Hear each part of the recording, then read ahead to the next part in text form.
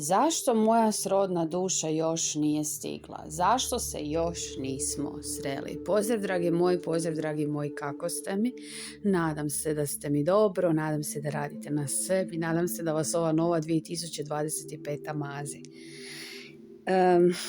Ovo je pitanje koje se dosta postavlja, dosta se googla, dosta možete vidjeti da su mnogi učitelji, mnogi gurui, mnogi koučevi, mnogi duhovnjaci već pričali o tome. Imam vam bašar jako puno, jako dobrih videa na tu temu. I ono što ja uvijek kažem osobi kad me pita zašto moja srodna duša još nije došla, zašto se još nismo sreli, zašto imate naglasak na vrijeme. Na vrijeme, na proces, na čekanje, na fokus da je to nešto tamo vani izvan vas. Jer, pazite vi paradoksa, to vam je zapravo onaj ključni segment da li razumijete kako realnost funkcionira. Znači, dokle god vi imate fokus da je nešto tamo vani veće od vas, znači pijedestal, opet držite na pijedestalu, i da vi morate napraviti nešto, biti nešto, promijeniti nešto da bi to nešto izvana došlo vama.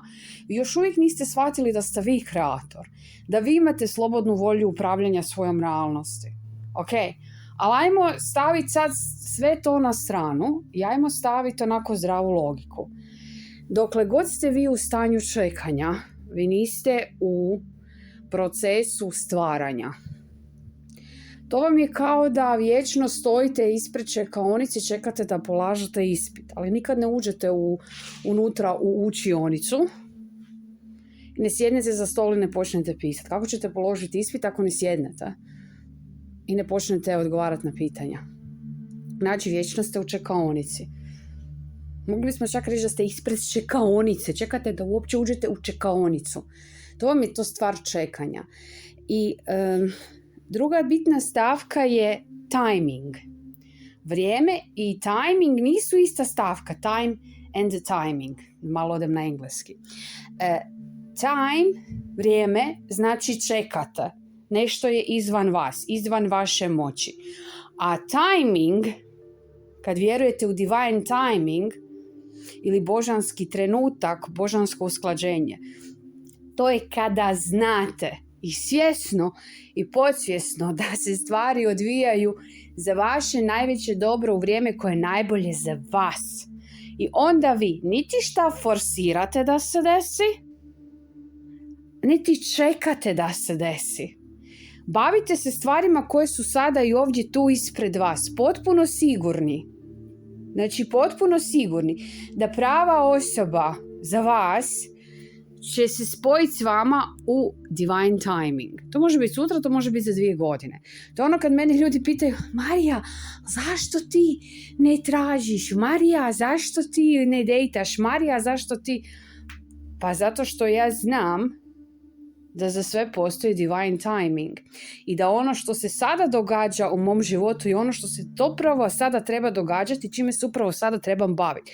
I onda se bavim time.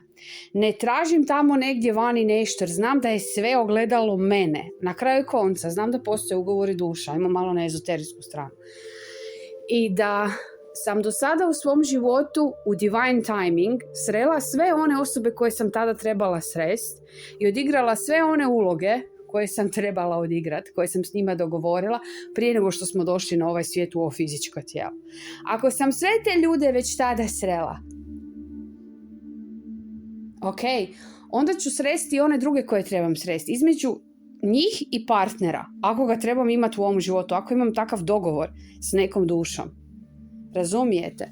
To znači imati jednostavno duboko i nepokolebljivo povjerenje da je sve točno tako kako treba biti. I još ću vam nešto reći. Zašto ljudi sretnu svoju srodnu dušu, svoju dušu partnera u trenucima kada uopće o tome ne razmišljaju, kada uopće nisu na to fokusirani, kada uopće niti dejtaju, niti razmišljaju o tome, niti šta pokušavaju, ne znam.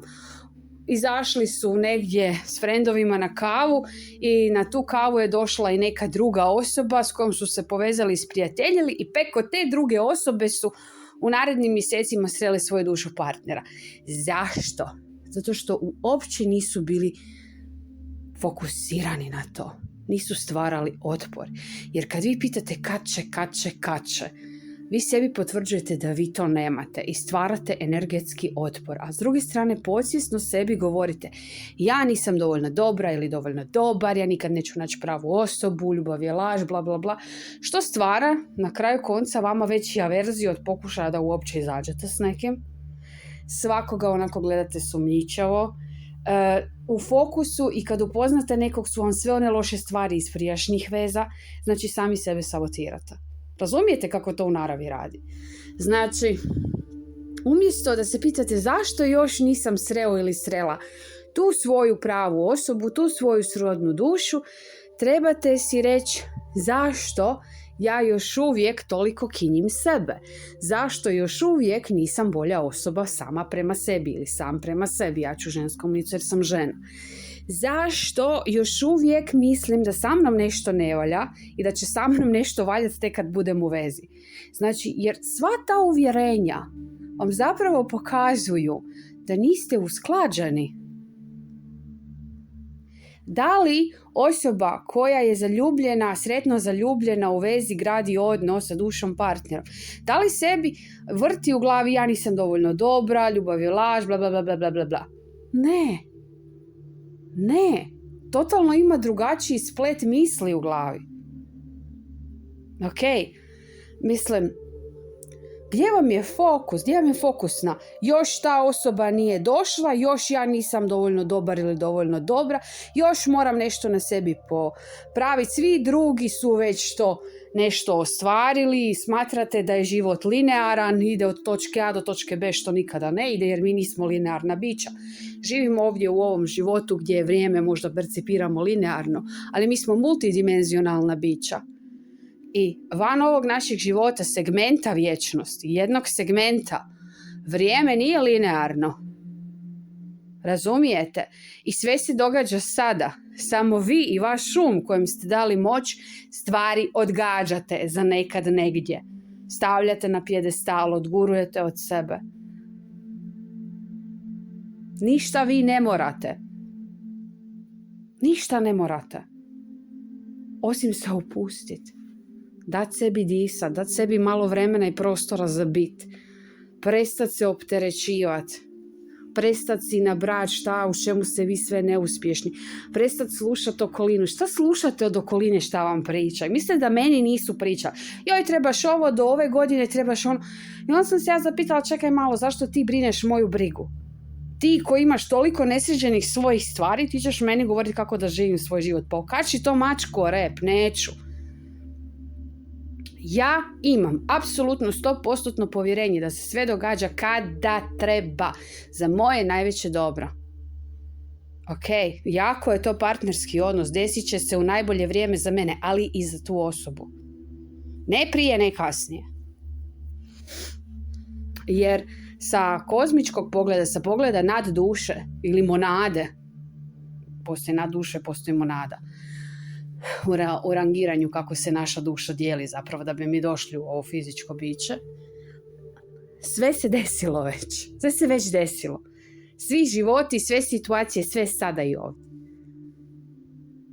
Ali mi smo ti koji imamo u glavi time, kao vrijeme, nešto smo stavili van sebe. Što znači vrijeme? Vrijeme znači da ne vjerujete da to već je tako, da to već je riješeno. I onda vašem treba vrijeme da bi ono nešto isprocesuirao. Sve je sada i odmah. Ok.